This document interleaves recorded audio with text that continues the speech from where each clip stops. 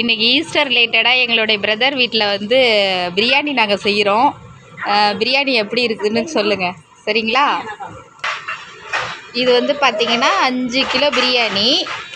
So 1 kilo biryani செய்யணுன்னா நம்ம கால் litre எண்ணெய் யூஸ் பண்ணோம். ஸோ 1 கிலோ பிரியாணிங்கிறதுனால நாங்கள் 1 லிட்ரு எண்ணெய் அதில் ஊற்றிருக்கோம். பாருங்கள்,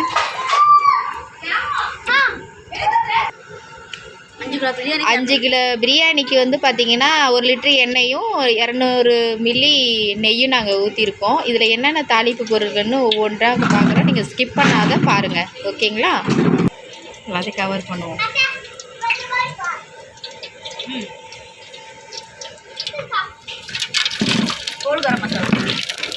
இது தாளிப்புக்கு தேவையான பொருட்கள் ஏலக்காய், கிராம்பு, பட்டை, ஸோ எல்லாமே இதில் ஆட் பண்ணியிருக்கோம். ஸோ வந்து 1 கிலோ பிரியாணிக்கு நம்ம 300 கிராம் வெங்காயம் ஆட் பண்ணணும். 5 கிலோ பிரியாணிங்கிறதுனால நாங்கள் 1,5 கிலோ ஆனியன் யூஸ் பண்ணியிருக்கோம்.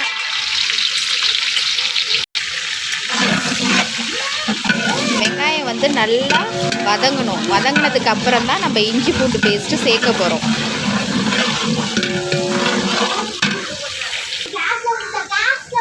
வெங்காயம் வதங்கிறதுக்காக நாங்கள் உப்பு ஆட் பண்ணியிருக்கோம்.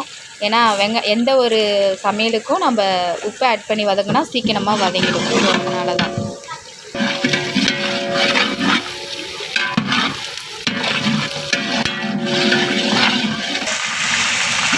இப்போ நம்ம பச்சை மிளகாய் ஆட் பண்ணியிருக்கோம். 1 கிலோ பிரியாணிக்கு நம்ம 5 பச்சை மிளகாய் நம்ம ஆட் பண்ணணும்.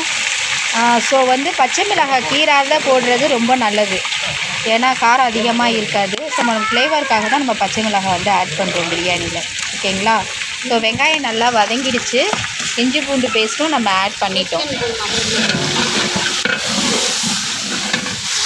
அக்கா 3 கிலோ சிக்கன் தாக்கா.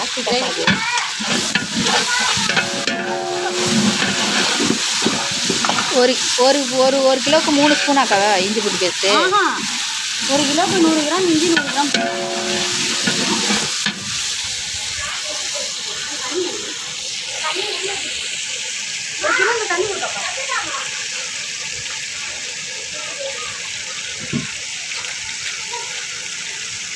5 கிலோவுக்கு 1/2 லிட்ரு.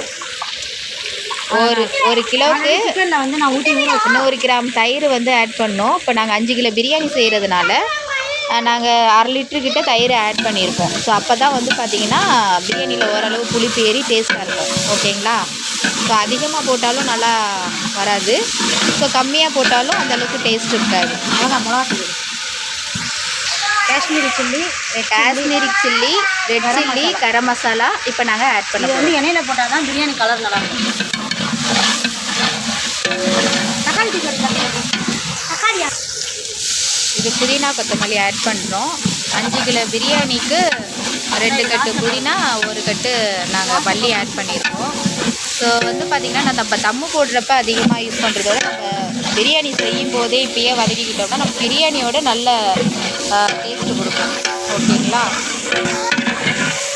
1 கிலோவுக்கு 1/4 கிலோ தக்காளி, 5 கிலோவுக்கு 1,4 கிலோ.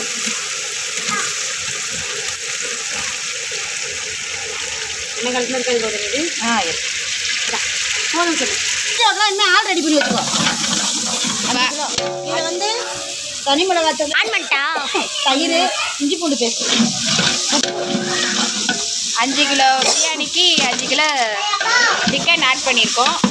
ஸோ ஈக்குவலாக நம்ம கறி ஆட் பண்ணால் தான் பிரியாணி நல்லா டேஸ்ட் கொடுக்கும். இப்போ பாருங்கள், இதில் நிறைய லெக் பீஸ்லாம் இருக்குது. நீங்களும் வாங்க, உங்களுக்கு பிரியாணி கிடைக்கும். நம்ம கறியை ஆட் பண்ணுறதுக்கு முன்னாடி கறியில் வந்து பார்த்திங்கன்னா இஞ்சி பூண்டு பேஸ்ட்டு, கொஞ்சம் கரம் மசாலா, தனி மிளகாத்தூள், தயிர், உப்பு எல்லாம் சேர்த்து நம்ம ஊற வைக்கணும் கொஞ்சம் நேரம். அப்போ தான் கறியில் எல்லாம் காரம், உப்பு எல்லாம் ஈக்குவலாக இருக்கும். இல்லைன்னா டேஸ்ட்டாக இருக்காது, ஓகேங்களா? இப்போ பிரியாணி வந்து பாருங்கள் நல்லா எண்ணெய் பிரிஞ்சு வந்துருச்சு. இந்த டைமில் வந்து 1க்கு 1.5ங்கிற கணக்கில் நம்ம தண்ணி ஆட் பண்ணலாம், ஓகேங்களா? பாருக்கா போதும். சரி, நான் முட்டையை வச்சுட்டு அதில் முட்டை பாப்பா முட்டையை பத்திரமா எடுத்து. 2 கிலோ பிரியாணிக்கு நம்ம வந்து 1 லெமன் யூஸ் பண்ணுவோம். ஸோ 5 கிலோ பிரியாணிங்கிறதுனால 2.5 லெமன் நாங்கள் போடுறோம். ஓகேங்களா. உப்பு வந்து பார்த்திங்கன்னா நம்ம வந்து இப்போ தண்ணியில் ஆட் பண்ணதுக்கப்புறம் கொஞ்சம் கூடுதலாக இருந்தால் தான் அரிசி போட்டதுக்கப்புறம் பிரியாணிக்கு ஈக்குவலாக நமக்கு டேஸ்ட்டு கிடைக்கும். ஸோ அதனால் 10வது நாள் நாங்கள் உப்பு ஆட் பண்ணுறோம். பிரியாணி வந்து நல்லா கொதி வந்துருச்சு. இப்போ நாங்கள் அரிசி ஆட் பண்ணுறோம். 5 கிலோ அரிசி.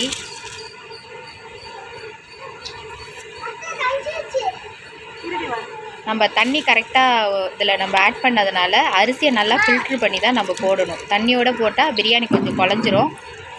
ஸோ அதனால் கரெக்டாக பார்த்துக்கோங்க. இப்போ வந்து பிரியாணி ரெடி ஆகிடுச்சு. இப்போ தம் போட போகிறோம். புதினா கொத்தமல்லி ஆட் பண்ணி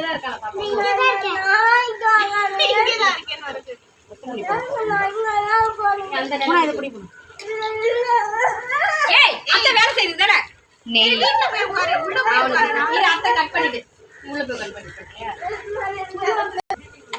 10 நிமிஷம் தம் போட்டு நம்ம பிரியாணியை டேஸ்ட்டு பார்ப்போம்.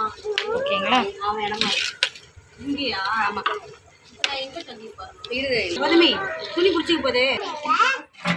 பிரியாணி தம் போட்டு முடிச்சாச்சு. பிரியாணி எப்படி வந்திருக்குன்னு நம்ம பார்க்கலாம்.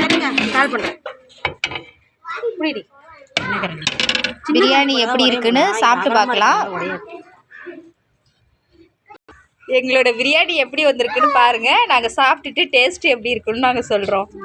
நிக்கில் பிரியாணி எப்படிடா இருக்கு? சூப்பரா இருக்கு. பிரியாணி சொல்லு. எல்லாருக்கும் ஈஸ்டர் வாழ்த்துக்கள்.